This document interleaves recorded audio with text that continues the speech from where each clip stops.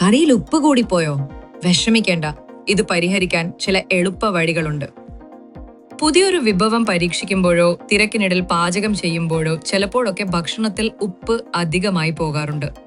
ഉപ്പ് വളരെ കുറച്ച് ഭക്ഷണത്തിൽ ഉപയോഗിക്കുന്നതാണ് ആരോഗ്യത്തിന് ഏറ്റവും നല്ലത്. 1. തൊലി കളഞ്ഞ ഉരുളക്കിഴങ്ങ് കഷ്ണങ്ങളാക്കി കറിയിലിട്ട് 20 മിനിറ്റ് വേവിക്കുക. ഉപ്പ് ഉരുളക്കിഴങ്ങ് വലിച്ചെടുക്കും. ശേഷം ഉരുളക്കിഴങ്ങ് മാറ്റാം. 2. അരിപ്പൊടി കുഴച്ച ചെറിയ ഉരുളകളാക്കി കറിയിലിട്ട് 10-15 മിനിറ്റ് വേവിക്കുക. ഇതും ഉപ്പ് വലിച്ചെടുക്കാൻ സഹായിക്കും. 3. 1 ടീസ്പൂൺ തൈര് അല്ലെങ്കിൽ 2 ടീസ്പൂൺ പാല് അല്ലെങ്കിൽ ഫ്രഷ് ക്രീം ചേർക്കുന്നത് ഉപ്പ് കുറയ്ക്കാൻ സഹായിക്കും. ഇത് കറിയുടെ രുചി കൂട്ടുകയും ചെയ്യും.